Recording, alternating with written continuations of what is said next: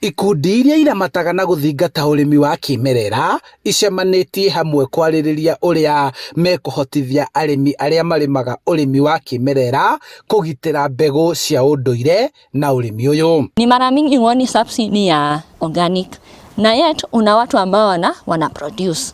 Kwa hivyo hizo ndio unaona iwa na policy, hizo ndio mambo ambazo zinakuwa kwa policy.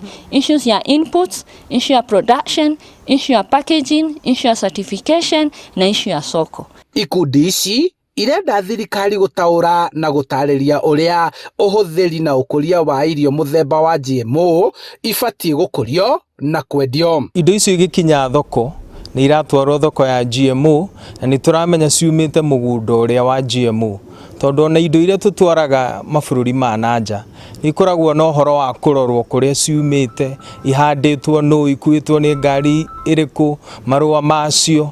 Ũguo noguo tũngĩenda nginya na ũhoro wa GMO, atĩ no tũhote gũcoka na thutha tũmenye ciumĩte mũgũnda fulani, na nĩgetha mũgũri akĩgũra agakorwo na umenyo. Arĩmi arĩa maiyũkĩtie ũrĩmi wa kimerera magĩtarĩria umithio waguo harĩ ũgima wa mwĩrĩ na kũmenyerera tĩri mĩgũnda-inĩ. Twĩna knowledge ya kũigana ya gũthomithia arĩmi mahote kũrũmĩrĩra ũrĩmi ũyũ wa agroecology, tondũ turauga atĩrĩrĩ, agroecology noyo njĩra ĩrĩa yagĩrĩire ya gũkũria irio. Mendekithĩtie kwamũrĩrwo ndũnyũ mwanya ya kwendia magetha mao mategũtukanio na magetha marĩa marĩmĩtwo makĩhuhĩrĩrio ndawa ndũrũ na thumu mũrũrũ. Oho marenda mahũrwo njeki nĩguo mongerere riri magetha mao nĩguo magaikara thikũ nyingĩ na makendia na thogora mwega ũkũguna mũrĩmi. O ũrĩa mekĩragĩra kĩo thoko ya andũ arĩa marĩmĩte na madawa mahote gwĩkĩra kĩo